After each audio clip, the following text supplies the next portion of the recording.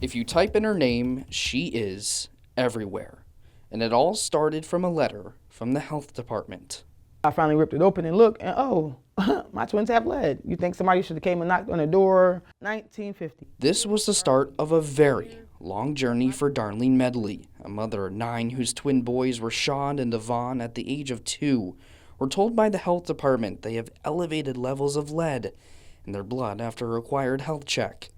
But she didn't know the extent of the damage until one day after school, where Sean came home with a message no parent ever wants to hear. He comes home one day and he tells me, Mom, I just don't want to talk anymore. And I remember asking my baby, why he want to talk?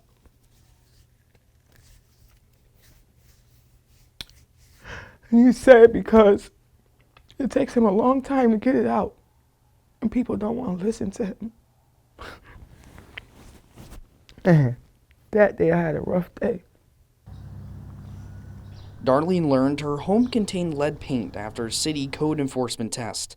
That's when Child Protective Services forced her out of this home, but was then able to move into this lead-free house. Years later, the threat of lead wasn't gone, like thousands of other homes in Syracuse, who also get their drinking water from lead pipes. In fact, already 1 in 10 of the city's children have been poisoned by lead. They could care less. They're hoping that we destroy ourselves. Darlene started Lead Families for Freedom Now, an organization that advocates against lead and demand the city do more. For 6 years, she has spent countless hours at school board and city council meetings, delivering one message. You just poison kids. Knowingly poison kids. You knew you was lying to the community. Out there telling me, oh, we're doing better than the EPA, and then come to find out you were doing way worse. This report was the first hint of the extent of the city's problems. An outside testing company found one school's water fountain tested at 255 parts per billion. That's 50 times more than the state's safe level of 5. The district said that they fixed the fixture, but 1 month later, the same fountain tested at 48 parts per billion, nearly 10 times higher than the safe level.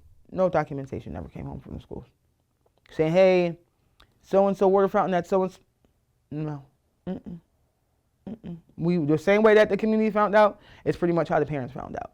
In this map provided by the city, each blue dot indicates that lead pipes aren't just connected to schools, but to the taps of almost every home across the city. I think it's been a crisis. Travis Hobart is a pediatrician at Upstate Medical University. He says it's a problem. He has to continue to treat children for lead poisoning. As soon as you have lead in your body, it's starting to affect your IQ. It's a brain toxin. The city says it will take at least 5 years to replace 14,000 lead-contaminated pipes, meaning Syracuse won't be lead-free until 2030, something Darlene warned the city of months ago.